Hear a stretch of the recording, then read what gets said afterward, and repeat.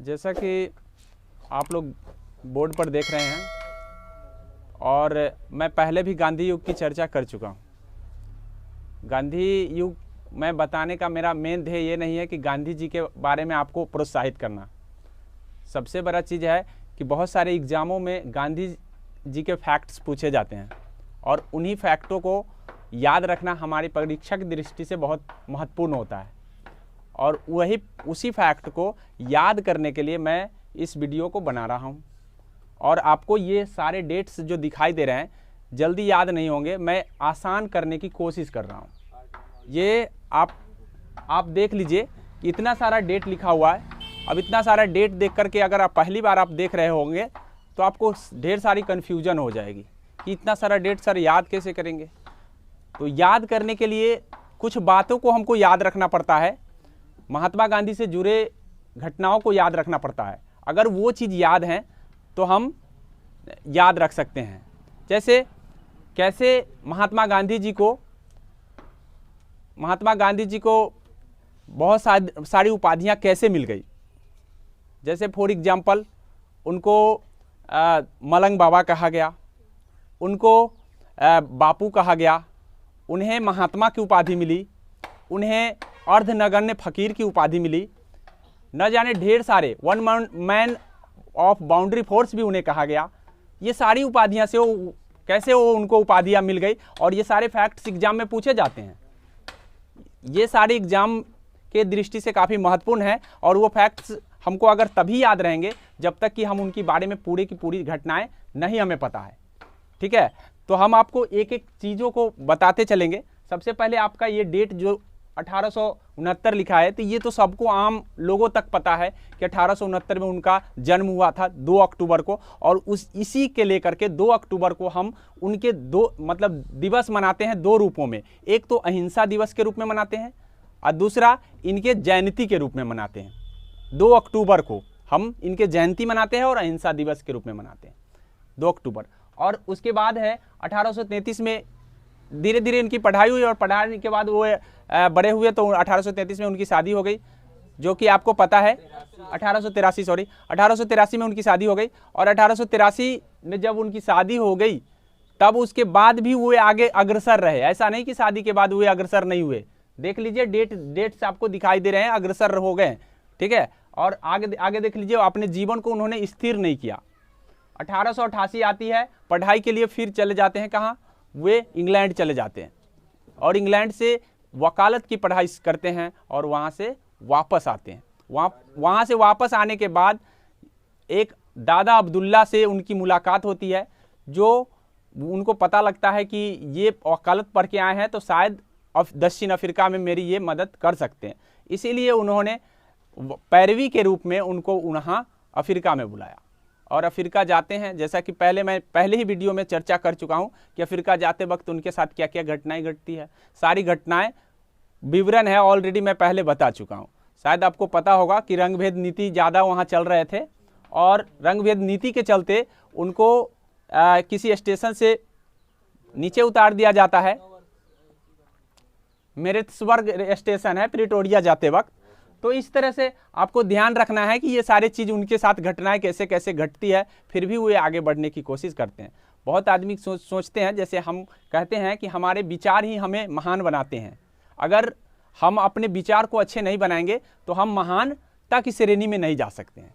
इसलिए महानता की श्रेणी में आपको जाने के लिए सबसे पहले आपके विचार ऊँचे होने चाहिए। और वे अपमानित होते हुए भी अपने विचार को उन्होंने नीचा नहीं किया कि हाँ यहाँ पे हम आए हैं तो हमारी अवहेलना हो रही है, चलो अपने ही देश चलते हैं, आराम से वहीं रह जाएंगे। लड़ना सीखिए। ठीक है, अपने विचार को ऊंचा ले जाइए। 100% सफलता तो आपके कदमों में ही होंगे। चलिए आगे बढ़ते हैं। तो इस तरह से वे जाते हैं। 1891 में वे वापस आए थे इंग्लैंड से और उसके बाद दक्षिण अफ्रीका 1893 में जाते हैं। वहाँ पर वे एक संस्था की स्थापना करते हैं जिसका नाम है नटाल कांग्रेस। और संस्था की स्थापना इसलिए करते हैं कि वहाँ भारतीयों के साथ ज्यादती होती थी, भारतीयों के साथ अपमानजनक बातें किए जाते थे, जिसके कारण उन्होंने ये संस्था की स्थापना वहाँ पे करी। कौन? महात्मा गांधी ने। नटाल कांग्रेस 1893 में है। देख लीजिए आपके बोर्ड पर नजर आ रहे होंगे कि 1893 में दक्षिण अफ्रीका जाते हैं और 1894 में वो क्या कर लेते हैं, वे नटाल कांग्रेस की स्थापना कर लेते हैं। मतलब 93-94 के बीच की बात है कि आप ध्यान रखेंगे कि ये नटाल कांग्रेस स्थापित होते हैं। जैसे ही नटाल कांग्रेस की स्थापना होती है, नहीं अब यहाँ से हम लगाते चलेंगे, ये भी चल नहीं रहा।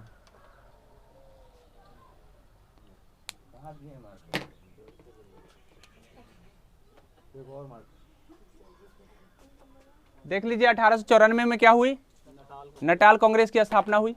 और किनके द्वारा? महात्मा गांधी। पूछा जाता है कि महात्मा गांधी जी नटाल कांग्रेस की स्थापना कहां पे करी, तो आपको पता हो गया कि नटाल कांग्रेस की स्थापना हुए दक्षिण अफ्रीका में किए। क्यों किए? भारतीयों के साथ ज्यादती होते थे, मतलब भारतीयों के साथ अच्छा व्यवहार नहीं होता था, और अच्छे व्यवहार न होने के कारण वे एक संस्था बनाए ताकि भारतीयों को अच्छा कल्याण किया जाए और भारतीयों के लिए लड़ा जाए। इसलिए सबसे पहले लड़ने से पहले हमें किसी न किसी संगठन को बनाने की जरूरत होती है, और वही संगठन हमें आगे बढ़ाती है। तब जाकर के उन्होंने नटाल कांग्रेस की स्थापना 1894 में उन्होंने करा। और 1894 में स्थापना करने के बाद 1899 आता है, और 1899 में उन्हें पदक भी मिलता है। मतलब कांग्रेस जब वे 1899 में जब वे अच्छे कार्य करते हैं तो वहां पे उनको पदकों से भी नवाजा जाता है अच्छे कार्य के लिए।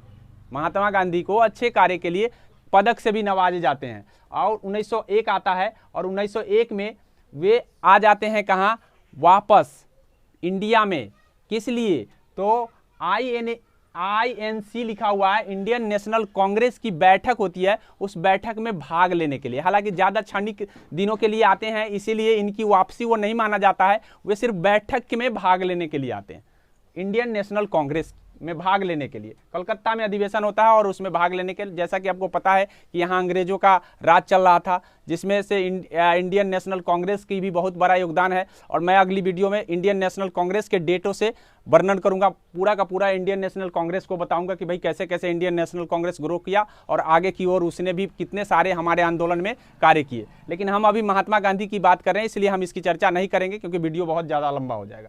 आगे है 1904 आता है। 1904 में उन्होंने फार्म बनाया। फार्म भी आश्रम ही होता है, जिसका नाम है फिनिक्स फार्म। ठीक है, फार्म एक तरह का आश्रम होता है, वो फार्म नहीं कि हाँ हम मुर्गी पालते हैं, वो फार्म नहीं था, ये फार्म था आश्रम। लोगों को जो भी जिसके साथ अपमानित किया जाता था, जिसके साथ गलत बर्ताव किया जाता था, उनको रखने के लिए फार्म बनाया गया था, जिसको हम फिनिक्स फार्म के नाम से जानते हैं। अगर ये बात आपको पता है कि हाँ फिनिक्स फार्म क्यों बनाया गया, किस लिए बनाया गया, तो शायद ये चीज़ आपको याद रखने में मदद मिलता है। तो ये याद रखिए कि उन्होंने फिनिक्स फार्म की स्थापना 1904 में करी। वहीं पे सत्याग्रह भी उन्होंने चलाए थे। 1906 में सत्याग्रह का प्रथम प्रयोग उन्होंने किया था। सत्याग्रह का मतलब है सत्य के साथ जीतना, मतलब बिना अहिंसा के साथ जीतना सत्याग्रह है। ठीक है, तो इस तरह से उन्होंने सत्याग्रह का प्रथम प्रयोग, अगर पूछा जाता है कि सत्याग्रह का प्रथम प्रयोग महात्मा गांधी जी ने कहाँ करे थे, तो दक्षिण अफ्रीका में किए थे।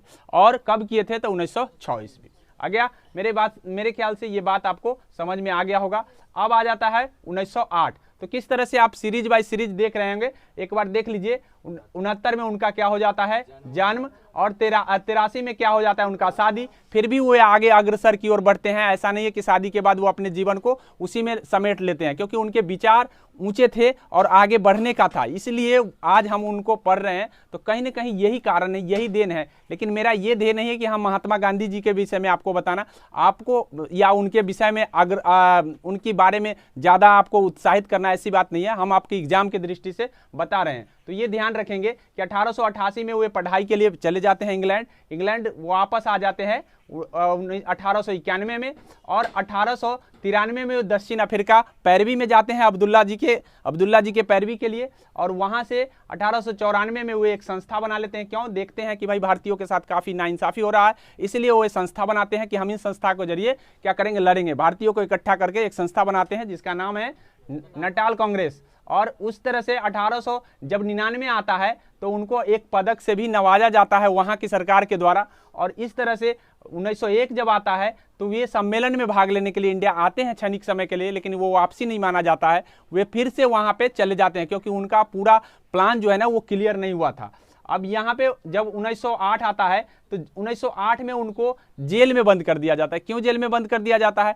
तो जो फरमान जारी किया जाता है उनके लिए, तो वे उनको सीधा जला देते हैं। मतलब जब जब ये जाते हैं सत्याग्रह करने के लिए, तो सत्याग्रह करने के लिए एक फरमान कि भाई आप इसको मतलब इस तरह से आप नहीं करेंगे, मतलब आप भारतीय के लिए आप इस तरह से नहीं लड़ेंगे, तो वे फरमान को क्या करते हैं, सीधा सीधा जला देते हैं और साथ में वे अपना जो भी कागजात होते हैं वो उसको भी जला देते हैं। अब जब न कागजात होने के कारण उनको प्रथम बार अरेस्ट कर लिया जाता है और दो महीने के सजा उनको दे दिया जाता है। इसलिए प्रथम बार अगर वो जेल गए थे तो 1908 में ही, ठीक है, ये पूछा जाता है एग्जाम में कि वो प्रथम बार उनका जेल जो है ना कब हुआ था, तो वहीं पे हुआ था 1908 में।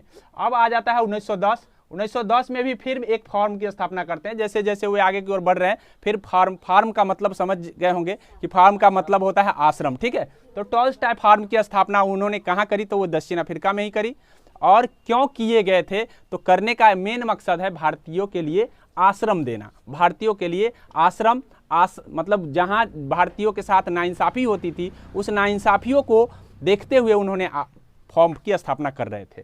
तो ये मेरे ख्याल से टॉलस्टॉय फॉर्म की स्थापना उन्होंने उसके बाद करी, कब, जब वो जेल से निकले उसके बाद, ठीक है। छोड़ दिया गया, हालांकि ये जब उनको जेल ले गया था सजा हुआ, लेकिन छोड़ दिया गया जल्दी, क्योंकि उनको जल्दी रखने वाले में से, क्योंकि जैसे ही वो बंद होते थे वैसे ही लोग का इकट्ठा हो जाना, लोगों का उनके सपोर्ट में आ जाना, इस तरह की घटनाएं होने लगती थी। और अच्छे आदमी के लिए हर कोई आगे की ओर बढ़ता है, अतः उनके स्वभाव ऐसे थे जिसके कारण लोग इकट्ठा हो जाते थे। और ऐसी परिस्थिति में सरकार को झुकना पड़ता था। सत्याग्रह क्या था, सरकार से लड़ाई। सत्याग्रह क्या था, सरकार से लड़ाई। सरकार गलत कर रहे थे, किसके खिलाफ, भारतीयों के खिलाफ, इसीलिए वे लड़ रहे थे, बस और कुछ नहीं था उनकी, ठीक है। अब इस तरह से आप यहां देखेंगे कि अब 1900 क्या आ गया, 10 में वे टॉलस्टॉय फॉर्म की स्थापना होती है। और फिर आ जाता है 1915। अब 1915 में होती है उनका भारत आगमन। क्या होती है, भारत आगमन। मतलब भारत आगमन, अब अफ्रीका को छोड़ करके वो भारत में रहने आ गए, इसीलिए भारत आगमन कहा गया। और प्रवासी भारतीय दिवस के रूप में 9 जनवरी 1915 को वे वापस आए थे, इसीलिए हम उनके वापस आने की तिथि पर हम क्या करते हैं, प्रवासी भारतीय दिवस के रूप में मनाते हैं। तो शायद आपको पता होना चाहिए कि प्रवासी भारतीय, ये भी पूछा जाता है कि प्रवासी भारतीय दिवस कब मनाते हैं, तो 9 जनवरी को, हर साल 9 जनवरी प्रवासी भारतीय दिवस के रूप में मनाते हैं। लेकिन मनाने का रीजन क्या है, तो सबसे बड़ा रीजन यही है कि महात्मा गांधी जी वापस आए थे उस दिन, ठीक है। और इस तरह से वे वापस आए और आने के बाद उनको लगा कि अंग्रेज हमारे यहाँ सही कार्य कर रहे हैं, इसलिए लोगों को वो उत्साहित करने लगे। उस समय चल रहे थे 14 से 18 के बीच में, पता है आपको कि प्रथम विश्व युद्ध था, और प्रथम विश्व युद्ध के समय 14 से 18 के बीच में ही वो वापस आते हैं 15 में। और 15 में वे लोगों को उस्काने लगे कि भाई आप अंग्रेजों की तरफ से लड़े, ताकि अंग्रेज आपके प्रति भी दयावान रहेंगे, ठीक है। इसीलिए उनको भर्ती कराने वाला सार्जेंट के नाम से दे दिया गया। तो पूछा जाता है एग्जाम में कि भर्ती कराने वाला सार्जेंट महात्मा गांधी जी को कब दिया गया, तो डेट आपको ध्यान रहेंगे कि भाई क्या कब वापस आए थे। वे वापस आए थे तभी ये वो उस्काने का काम किए, और उस्काने का काम किए तो उनको भर्ती कराने वाला सार्जेंट नाम दे दिया गया। और भर्ती कराने वाला सार्जेंट नाम लोगों के द्वारा दिया, किसके द्वारा दिया, अंग्रेजों के द्वारा नहीं दिया गया। ये पूछा जाता है और ऑप्शन में दिया जाता है कि किसके द्वारा दिया गया, तो लोगों के द्वारा दिया गया, न कि अंग्रेजों के द्वारा। अंग्रेज नहीं दिए थे, क्योंकि ये घूम घूम कर क्या करते थे, भर्ती करवाते थे। इसीलिए लोग कहते थे आ गए, कौन आ गया, भर्ती कराने वाला सार्जेंट आ गया, मतलब एजेंट उसको कहा जाता है। इस तरह से लोगों के द्वारा दिया गया।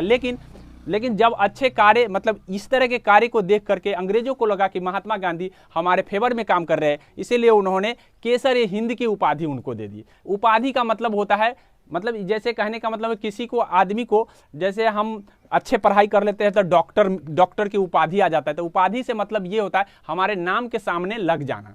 तो यही होता है उपाधि, ठीक है। उपाधि क्या होता है, मेरे ख्याल से बहुत सारे बच्चे को ये होगा कि उपाधि का मतलब पुरस्कार होता है, तो उपाधि का मतलब पुरस्कार नहीं होता है। उपाधि का मतलब होता है आपके नाम के सामने लग जाना, ठीक है। अब आपके नाम के सामने, तो केसर हिंद के उपाधि इनको दे दिया गया। किनको, महात्मा गांधी को। क्यों दे दिया गया, तो कारण मैंने बता दिया। क्यों इनको कहा गया भर्ती कराने वाला सार्जेंट, तो ये भी मेरे ख्याल से आपको क्लियर हो गया कब कहा गया। अगर आपको ये चीज आपको माइंड में चल रहे हैं तो मेरे ख्याल से ये डेट अपने आप क्लियर हो जाएंगे। ये कहानी अगर आपके माइंड में चल रहे हैं तो मेरे ख्याल से ये डेट अपने आप क्लियर हो जाएंगे। और नहीं भी क्लियर होते हैं तो आप ऑप्शन के अकॉर्डिंग कंफ्यूज नहीं करेंगे, क्योंकि डेट बाय डेट आपको घटनाएं बाय घटनाएं आपको अगर जिक्र है तो 100% डेट कंफ्यूजन नहीं होगा। एग्जाम में कोई कंफ्यूजन नहीं। लेकिन अगर डायरेक्ट आप रट्टा मार के जाते हो तो कभी भी कभी भी आपको कंफ्यूजन को ही सामना करना पड़ेगा। आप एकदम बढ़िया से रट्टा मार के गए हो, लेकिन एग्जाम में जैसे ही जाओगे वैसे ही आपको ये था कि ये था ऐसे करके माइंड में आ जाते हैं, और जानबूझ करके हम गलती करके वहां से जानते हुए भी गलती करके आ जाते हैं। इसीलिए हमको सबसे पहले सीरीज वाई याद होना जरूरी। तो मैंने सीरीज वाई बताया, 15 तक बता दिया कि भारत आगमन होता है उनका, प्रवासी भारतीय दिवस के रूप में मनाते हैं। प्रवासी भारतीय दिवस के रूप में मनाते हैं कितने 9 जनवरी को याद रखेंगे। ये भी पूछा जाता है कि 9 जनवरी को हम किस रूप में मनाते हैं, तो प्रवासी भारतीय किस लिए मनाते हैं, तो महात्मा गांधी जी के वापस आने का। अब आता है 1916 साबरमती आश्रम। 1916 जब वो 1915 में आते हैं तो 15 में पूना में उन्होंने पहले सत्याग्रह आश्रम बनाते हैं। सत्याग्रह आश्रम 1915 में ही सत्याग्रह आश्रम बनाते हैं, लेकिन सत्याग्रह आश्रम वहां पे किसी कारणवश वहां से उनको हटाना पड़ता है। मतलब वहां पे किसी प्रकार का कोई घटनाएं हो जाती है जिसके कारण वो वहां से उनको हटाना पड़ता है, और तब ये नदी साबरमती नदी के किनारे पर ले जाकर के एक आश्रम, उसी आश्रम को बना लेते हैं। तब उसका नाम साबरमती आश्रम पड़ जाता है। मतलब पहले उनका सत्याग्रह आश्रम बना था, लेकिन सत्याग्रह आश्रम का नाम साबरमती आश्रम पड़ गया। क्यों? क्योंकि वो साबरमती नदी के तट पर ले गए उस आश्रम को, इसीलिए ये नाम पड़ गया। तो मेरे ख्याल से अगर ये बात आपके माइंड में चल रहा है तो आपके कंफ्यूजन होने का कोई नहीं है। लेकिन सबसे पहले उन्होंने सत्याग्रही आश्रम बनाते 15 में, और 16 में इनका नाम बदल करके साबरमती आश्रम कर दिया गया। ठीक है, तो ये साबरमती आश्रम का स्थापना क्यों किए, तो आपको पता है कि आश्रम की स्थापना वे क्यों करते थे। जो भी सताए हुए लोग होते थे वहां आते थे, उनके साथ मिलते थे और उस पर बात विमर्श किया जाता था। इसीलिए वे यहाँ पर आते ही, जैसे वहां पे नटाल कांग्रेस की स्थापना करी संस्था के रूप में, उसके बाद फिनिक्स फॉर्म बनाए, इस तरह से उन्होंने टॉल्स्टॉय फॉर्म बनाए दक्षिण अफ्रीका में, और सत्याग्रह पर उन्होंने सफल जीत भी किए, क्योंकि सरकार को झुकना पड़ा। महात्मा गांधी जी सरकार को झुका दिए, कहाँ की, दक्षिण अफ्रीका की सरकार को झुका दी कि भाई आपको झुकना पड़ेगा। ठीक है, अगर आप में यूनिटी है तो आप कभी भी किसी को भी झुका सकते हैं। महात्मा गांधी जी ने यूनिटी ही सबसे पहले बनाया, और यूनिटी बना करके सरकार को झुकाया, दक्षिण अफ्रीका की सरकार को। जब दक्षिण अफ्रीका की सरकार झुक सकती है तो फिर भारत की सरकार क्यों नहीं झुकेगी। और भारत की सरकार यहाँ थी अंग्रेजों की सरकार। ठीक है, तो अंग्रेजों के झुकाने अब चले हैं महात्मा गांधी, इसीलिए उन्होंने क्या करे, साबरमती आश्रम की स्थापना करी। और साबरमती आश्रम की स्थापना के बाद एक समझौता होता है, एक अधिवेशन होता है, लखनऊ अधिवेशन, जिसका नाम है कांग्रेस का ही अधिवेशन है ये। ठीक है, और कांग्रेस के अधिवेशन में लखनऊ समझौता होता है। तो लखनऊ समझौता के समय अंबिका चरण मजूमदार से पूछा जाता है कि भाई कांग्रेस के जब इतना जो भी कोई चीज ज्यादा क्लियर होता है, ज्यादा चर्चित होता है, उसके बारे में ज्यादातर एग्जाम में क्वेश्चन बनते हैं। तो इसीलिए ये ध्यान रखेंगे कि इस समय अंबिका चरण मजूमदार जो थे वही अध्यक्षता कर रहे थे।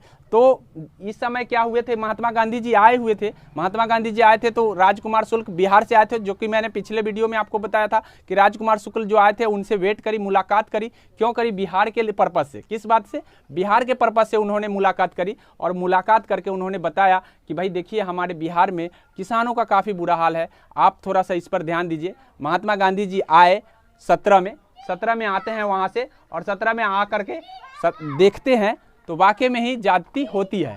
तो चंपारण आते हैं, चंपारण में उन्होंने देखा किसानों का हाल, बड़ी बुरा हाल था किसानों का। तो उन्होंने सरकार से मांग करे कि भाई ये किसान के साथ जो हो रहा है वो गलत हो रहा है, आप इसको हटा लीजिए। वहाँ का अधिकारी था, चंपारण के अधिकारी, जो वहाँ अंग्रेजी अधिकारी थे, उस अंग्रेजी अधिकारी ने कहा कि भाई आप चले जाओ यहाँ से। फिर भी इन्होंने बात नहीं मानी, और लास्ट तक इनको मानना पड़ा, झुकना पड़ा, अंग्रेज को झुकना पड़ा। लास्ट में नीलहों ने पैसे ले रखे थे किसानों से। नीलहा जो होते हैं नील की खेती करवाते थे, घूम करके भाई किसान खेती करो, और पैसे देते थे उनको। तो पैसे देते थे और उसके बाद क्या करते थे कि जितना होते थे नील होता था वो उठाकर ले जाता था। अब ऐसी परिस्थिति में क्या होता था, किसान तो पैसा चला गया पूरा, तो पैसे देने पड़े, वापस देने पड़े किसान को। महात्मा जी के जो सत्याग्रह पूर्वी चंपारण में जो हुआ है, पश्चिम चंपारण में जो हुआ है, ये पश्चिम चंपारण में जो सत्याग्रह हुई, पश्चिम चंपारण के सत्याग्रह से उनको वापस करना पड़ा नीलहों को, और ये मानना पड़ा कि नहीं, ये यहाँ की खेती जो नील की खेती होती है वो किसानों के लिए घातक है। क्यों घातक है ये समझ लीजिए। घातक होने का मेन रीजन ये है कि नील की खेती जितनी भी होती थी, खेत को खराब कर दिया जाता था, उसके जड़े बड़े मजबूत होते थे और जड़े जल्दी खत्म नहीं होते थे, जिसके कारण खेत जो है ना दूसरी उपजा के लिए काबिल नहीं होता था। ऐसी परिस्थिति में आपको पता होना चाहिए कि ये त्रस्त हो गए किसान, और किसान जब त्रस्त हो गए तो वहाँ से महात्मा गांधी आए, तो महात्मा गांधी जी कह दिए कि भाई इसको हटा लो, ठीक नहीं है ये। तो उन्होंने कहा कि नहीं हटाएंगे, तो इन्होंने क्या कर दिया, अपनी सहयोगियों के साथ हल्ला बोल दिया, अर्थात सत्याग्रह चालू कर दिए। सत्याग्रह चालू किए, सत्याग्रह चालू करने के बाद आखिर करके लास्ट में सरकार को यहाँ भी झुकनी पड़ गए। तो दूसरा प्रयोग इन्होंने सत्याग्रह का किया और दूसरी बार इन्होंने जीत दर्ज की। देखिए इरादे कितने मजबूत थे, इरादे के साथ जब उतरते थे तो पूरा इरादे के साथ और झुकना पड़ता था।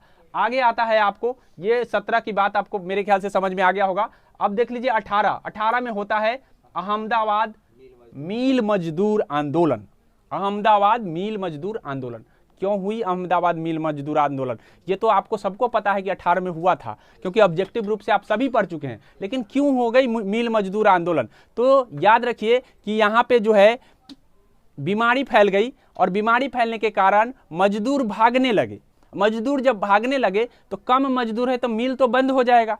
अब तो क्या किए वहाँ मालिक जो क्या किए, वहाँ के मालिक जो मिल के जो मालिक थे, उन्होंने कहा कि भाई जो भी काम करेगा उनको हम 70% का बोनस देंगे, 70% का बोनस देंगे। तो अर्थात कहने का मतलब है कि जितना आपके पास तनख्वाह है 70% अधिक दिया जाए। अब ये ऐसी परिस्थिति में कौन काम करना चाहेगा? ठीक है, सोचा कि भाई कमा लेंगे, काम करने लगे। जब ये घटनाएं जो घटी, मतलब बीमारी जो फैली हुई थी वो हट गई, तो क्या हो गए, मजदूर लोग आने लगे। और मजदूर लोग कितना दिन तक घर पे रहेंगे? जैसे कोरोना वायरस आया तो आपको पता है कि कोरोना वायरस में लोग बिहार में आने लगे, भागने लगे, सब आने लगे। अब कोरोना वायरस में तो आए तो सबके सब यहाँ घर, कितना दिन घर पे रहेंगे? कब तक क्या खाएंगे, कैसे जिएंगे? कोई ना कोई साधन होना चाहिए ना। ऐसी परिस्थिति में सबके सब फिर मिल में लौटने लगे। मिल में जब लौटने लगे तो वहाँ मिल मालिक ने कहा कि भाई अब हम 70% बोनस आपको नहीं दे पाएंगे, मात्र हम 20% बोनस देंगे। 20% बोनस देंगे, काम करना है करो और नहीं तो जाओ। अब ऐसी परिस्थिति में फिर आते हैं महात्मा गांधी, और महात्मा गांधी कहते हैं कि देखते हैं, पहले वो डायरेक्ट आते हैं कोई सत्याग्रह या किसी प्रकार का किसी इन्वेंशन, पहले वो जांचते हैं तो देखते हैं कि वाकई में ही अब पहले की अपेक्षा महंगाई बढ़ गई है, और महंगाई बढ़ गई है, लोग का आदत अलग हो गया है, पहले से बोनस लेने का आदत हो गया है, जीने का आदत बदल गया है। अब बदलने की स्थिति में एकाएक आप किसी का तनख्वाह घटा दो तो उस परिस्थिति में कैसा लगेगा उसको? तो ये देखे कि नहीं, ये सही नहीं है।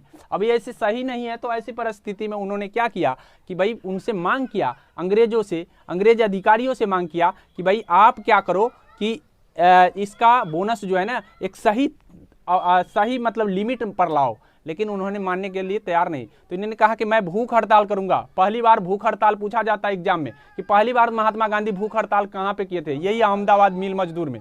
ठीक है, मिल मजदूर आंदोलन 1918 में जो हुआ था, यहीं पे इन्होंने पहली बार भूख हड़ताल किए थे। मतलब पहला बार भूख हड़ताल का प्रयोग इन्होंने यही किया था, इससे पहले उन्होंने कभी नहीं किया था। मतलब चंपारण में भी हुआ था आंदोलन, लेकिन भूख हड़ताल का नहीं हुआ था। कहा कि मैं भूख हड़ताल पर जाऊंगा, मैं भूखे मर जाऊंगा मैं वहीं पे, लेकिन मैं आंदोलन करूंगा। आखिर भूख हड़ताल हुई, और भूख हड़ताल होने के बाद लास्ट में इनको अंग्रेजों को मानना पड़ा कि नहीं हम कुछ बढ़ाएंगे। तो यही दोनों में सॉल्यूशन हो गया। 35% पर 35% दे दिया गया बोनस, और कहा कि ठीक है काम करेंगे। तो 20% से बढ़ा ना, 20%। ऐसे तो अंग्रेज मानने को तैयार नहीं कि भाई 20% से ज़्यादा हम नहीं देंगे। तो 35% पर सॉल्यूशन लाया, क्योंकि भाई मिल भी चलना चाहिए, मिल चलेंगे तभी लेबर काम करेंगे, ये बात समझ लीजिए। इसीलिए उन्होंने देखा कि भाई दोनों तरफ देखते हुए 35% पर ला दिया गया, और इस तरह से मिल मजदूर आंदोलन समाप्त हो गई। तो मेरे ख्याल से ये बात समझ में आ गया होगा। अगर ये बात आपको मालूम है तो डेट भूलने की कोई बात नहीं है। आगे देख लीजिए, आगे आ जाता है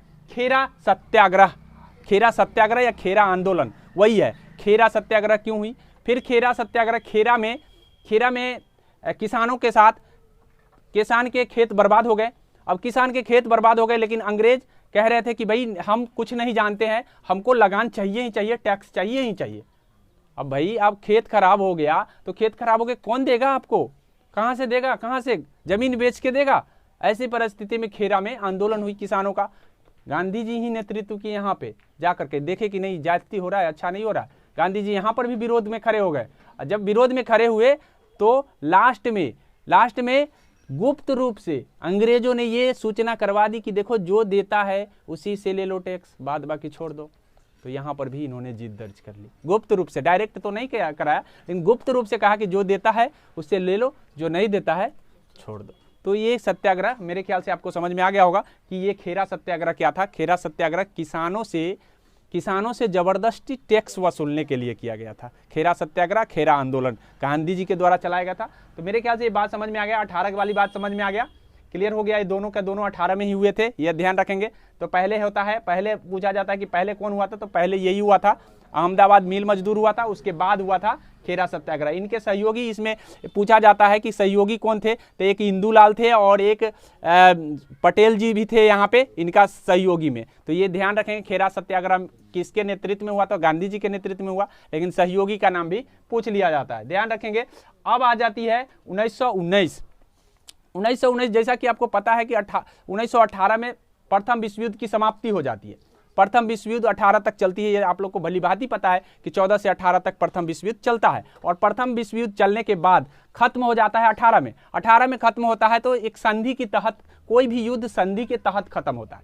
तो एक संधि हुई थी, उस संधि में यह कह दिया गया कि तुर्की तुम्हारे 2 भाग होंगे, ठीक है। तुर्की जो यूरोप में पड़ता है और एशिया में भी पड़ते हैं, इनको कह दिया कि भाई तुर्की के 2 भाग किए जाएंगे। अब तुर्की के 2 भाग करने के कारण वहाँ जो है, वहाँ खलीफा बंटवारा हो जाता। अब खलीफा बंटवारा होने के कारण खलीफा को लोग भगवानों से ऊपर मानते हैं, मुसलमान लोग। ऐसी परिस्थिति में मोहम्मद अली के द्वारा जो है एक आंदोलन चला दिया गया, खिलाफत आंदोलन। भाई खिलाफ मतलब खलीफा के खिलाफ था, इसीलिए खिलाफत आंदोलन के नाम से जाना गया। ये किसके खिलाफ था? खलीफा। और खलीफा सबसे ऊपर होते हैं मुसलमानों के लिए, इसीलिए खिलाफत आंदोलन नाम दे दिया गया। तो मेरे ख्याल से ये बात समझ में आ गया कि खिलाफत आंदोलन क्यों घटी, ठीक है। अब जब ये पता है आपको कि यहाँ खिलाफत आंदोलन क्यों घटी, तो मेरे ख्याल से याद करने की आपको कोई जरूरत नहीं है। अब याद आप करने चलेंगे तो अच्छा, ये ही तो है खिलाफत आंदोलन। खिलाफत आंदोलन चली, लेकिन आगे चल करके देखा कि उससे पहले आपको पता होना चाहिए कि 1919 में, उससे पहले ही 1919 में क्या कर दिया गया कि एक काला कानून ला दिया गया। काला कानून जिसको रॉलेट एक्ट कहते हैं, काला कानून जिसको रॉलेट एक्ट के नाम से जानते हैं। तो रॉलेट एक्ट जो है, रॉलेट एक्ट काला कानून था। क्यों काला कानून था? तो ना दलील, ना वकील, सीधा अंदर या वाली बात थी। अब आप ना वकील रख सकते हैं पैरवी के लिए, होता है ना कि अभी आपको कोई पुलिस पकड़ के ले जाता है तो क्या करते हैं आप? क्या करते हैं? वकील रखते हैं, वकील रखते हैं ना, पैरवी के लिए वकील रखते हैं आपके तरफ से बोलने के लिए। लेकिन उसमें कहा कि नहीं, कोई वकील नहीं रहेगा, कोई दलील नहीं रहेगा, सीधा अंदर जाएगा, ठीक है। इस तरह से वह निकाल दिया गया काला कानून। अब उस काला कानून के विरोध में सैफुद्दीन किचलू और सत्यपाल को विरोध जब करने उतरे थे तो उनको गिरफ्तार कर लिया गया। अब गिरफ्तार करने के बाद उनको जेल में भेज दिया गया। तो और ही ज्यादा लोग उग्र हो गए। लोग उग्र हुए तो क्या, लोग उग्र हो गए, जगह जगह पर क्या कर दी गई, रैलियां निकाली गई। रैलियां जैसे समझते हैं ना, हड़ताल के रूप में, मतलब रैली निकाली गई। और रैली को में भी लोगों को मार दिया गया। और ज्यादा लोग त्रस्त हो गए कि भाई महात्मा गांधी जी देखे कि ये तो बहुत बुरा हो रहा है। तब जाकर के एक शांतिपूर्ण सभा बुलाई गई थी अमृतसर में, ठीक है। पंजाब के अमृतसर में शांतिपूर्ण सभा बनाई, एकदम शांतिपूर्ण, कोई हल्ला नहीं, शांतिपूर्ण सभा बुलाई गई थी। लेकिन शांतिपूर्ण सभा बुलाने के बावजूद भी उसमें general Michael O'Dwyer, general O'Dwyer नाम से जाना जाता है, उसने क्या कर दिया, गोली चलवा दिया। गोली चलवा दिया तो मारे गए, बहुत सारे लोग मारे चले गए। अब देख लीजिए किस तरह से भारतीयों की हत्या कर दी गई अंग्रेजों के द्वारा। लेकिन जब ये जाते हैं अंग्रेज, ये जनरल डायर जब चले जाते हैं वहां अंग्रेज में, तो वहां कहता है शाबाश शाबाश शेर, शाबाश तूने भारतीयों को मार गिराया। इस तरह की बातें होती है। तो ये सारी बात सुनकर के किसको दुख नहीं होगा? ऐसी परिस्थिति में लोग दुखित काफी हो गए, काफी दुख हुआ, काफी नाराजगी हुई, और काफी नाराजगी के साथ लोग फिर भी लड़ते आगे बढ़ते चले गए। अब इस परिस्थिति में आपको ध्यान रखना है कि इसकी जांच के लिए जब दबाव बढ़ी तो जांच के लिए एक कमेटी बनाया गया जिसका नाम है हंटर कमेटी। हंटर कमीशन के नाम से जाना जाता है। तो पूछा जाता है कि हंटर कमीशन का गठन क्यों किया गया? तो 1919 के हत्याकांड, 13 अप्रैल 1919 को ये घटना घटी थी। 13 अप्रैल 1919 की घटना की जांच के लिए हंटर कमीशन का मतलब बनाया गया था। क्यों बनाया गया था? जांच के लिए कि भाई आखिर मरा कैसे। कोई भी जैसे कोई घटना अभी भी घट जाते हैं, कोई रैलियां निकल रही है, किसी प्रकार का घटना घट जाता तो सुनते होंगे कि जांच बैठ गई, पुलिस ये फलना और ठिकाना, ये सारे चीज होने लगते हैं। तो जांच बैठती है तो जांच कमेटी एक होती है, वो कमेटी करती है। तो वही कमेटी बनी थी। उस कमेटी में 8 लोग, 8 सदस्य थे। 8 सदस्य में से 5 गो अंग्रेज थे और 3 गो भारतीय थे। ठीक है, 5 गो अंग्रेज थे और 3 भारतीय थे। अब ऐसी परिस्थिति में क्या हुए कि जांच तो हुई, कमेटी अपना रिपोर्ट भी सौंपी, लास्ट में बोला कि हाँ थोड़ा बहुत लोगों का मारा गया, लेकिन पूरा मतलब जितना मरे थे उतना को नहीं दिखाया गया। लेकिन कांग्रेस की तरफ से भी एक कमेटी बनाया गया। ठीक है, और कांग्रेस भी अपनी रिपोर्ट पेश की। तो कांग्रेस ने कहा कि घोर नरसंहार है आदमियों का, और लेकिन तो आप ध्यान रखेंगे कि ये काला कानून के कारण क्या क्या घटनाएं घट गई। अब ऐसी घटनाएं से लोग क्षुब्ध थे ही, लोग त्रस्त थे। अब होता क्या है कि 1919 में खिलाफत आंदोलन शुरू हो जाता है। अब खिलाफत आंदोलन जब शुरू होता है तो महात्मा गांधी जी एक बहुत बड़ा अवसर के रूप में इस आंदोलन को देखते हैं। कहते हैं कि ये बहुत बड़ा अवसर है कि मुस्लिम और हिंदुओं को क्या कर लिया जाए, एक कर लिया जाए। ठीक है, लखनऊ की बात कर लेते हैं कि लखनऊ में सभी के सभी एक तो हो गए थे, लेकिन 1918 में फिर से सब बंटवारा कर लिए थे। फिर बाद में बट गए। अब बट गए तो फिर से एक करने की जरूरत थी। तो यह खिलाफत आंदोलन में जो है ना एक हुए। तो मेरे ख्याल से ये बात समझ में आ गया कि खिलाफत आंदोलन क्यों घटी। अब यही खिलाफत आंदोलन धीरे धीरे आगे चल करके जब 1920 आता है तो अधिवेशन बुलाए जाते हैं। पहले तो अधिवेशन कलकत्ता में होता है सविनय अवज्ञा आंदोलन के लिए, लेकिन सविनय अवज्ञा आंदोलन उस समय स्टार्ट नहीं हो पाता है और फिर कोलकाता में अधिवेशन होता है, असफल हो जाता है, विरोध कर दिया जाता है चित्तरंजन दास के द्वारा। फिर आपका नागपुर अधिवेशन होता है, वहां पे स्वीकार कर लिया जाता है कि हाँ सविनय अवज्ञा आंदोलन होगा, और यही आंदोलन जो है खिलाफत आंदोलन उसमें मिल जाता है। और दोनों आंदोलन आगे चल करके धीरे धीरे धीरे क्या होते हैं, उग्र रूप धारण कर लेता है। जैसा कि आपको पता होगा कि चौरी चौरा घटना गोरखपुर जिले में घट जाती है, उत्तर प्रदेश के गोरखपुर जिले में, और महात्मा गांधी जी हो जाते हैं दुखी, और दुखी होने के कारण ले लेते हैं वापसी होती है। फिर वापसी होने के बाद ये जैसा कि आपको पता है कि सभी लोग में से सभी के सभी दुखी हो गए कि भाई अभी हमको आज़ादी मिलने ही वाली है, अब हम अपने शिखर पर पहुंचने ही वाले हैं कि महात्मा गांधी जी का ये कदम अच्छा नहीं है। इसीलिए हो जाते हैं मोतीलाल नेहरू और चित्तरंजन दास नाराज, और नाराज होने के कारण क्या होते हैं कि उसको अलग दल बना लेते हैं जिसका नाम है स्वराज दल। स्वराज दल बना लेते हैं। 1920 में नागपुर अधिवेशन होता है। फरवरी 1922 में चौरी चौरा कांड हो जाता है, चौरी चौरा कांड हो जाता है। उसके बाद 12 फरवरी को ये असहयोग आंदोलन वापस ले लिया जाता है 1922 को, और 23 में स्वराज दल पार्टी की स्थापना हो जाती है। स्वराज दल पार्टी की स्थापना हो जाती है। उसके बाद महात्मा गांधी जी और इन दोनों में क्या चलने लगता है, थोड़ा बहुत मतलब मनमुटाव चलने लगता है, लेकिन दोनों में फिर आगे चल करके समझौता हो जाता है। लेकिन वे समझौता होते हैं इसलिए कि भाई आपके हम दलों को मान्यता देते हैं, ठीक है आपका दल है, आप हमारे जो भी सभा होती है उसमें भाग आपका दल ले लेगा, लेकिन रह गया बात कि हम अपनी जो असहयोग है उसको अब हम राष्ट्रीय कार्यक्रम नहीं मानते हैं। तो इस तरह से इसी समझौता को हम क्या कहेंगे, दास पैक्ट के नाम से जानते हैं। लेकिन उससे पहले आपको ध्यान रखना है कि स्वराज पार्टी की जब स्थापना होती है तो 1924 में बेलगांव अधिवेशन होता है, और बेलगांव अधिवेशन में महात्मा गांधी जी अध्यक्षता करते हैं। कांग्रेस की अध्यक्षता पहली बार अगर पूछा जाता है कि महात्मा गांधी जी कितने बार किए हैं तो मात्र 1 बार किए हैं। ठीक है, बेलगांव अधिवेशन। ठीक है, 1924 के बेलगांव अधिवेशन कहाँ हुआ था, कर्नाटक में हुआ था। तो मेरे ख्याल से ये बात आपको समझ में आ गया होगा। 25 में क्या होता है कि बेलगांव अधिवेशन के बाद 25 आ जाता है। 25 में वे एक किताब लिखते हैं अपना जीवनी, जिसका नाम है सत्य के साथ मेरा प्रयोग। उसको अंग्रेजी में हम बोलते हैं माई एक्सपेरिमेंट विथ ट्रूथ। ठीक है, ये भी पूछा जाता है कि भाई अंग्रेजी में पूछ दिया जाता है कि माई एक्सपेरिमेंट विथ ट्रूथ किसने लिखा था, तो गांधी जी ने लिखा।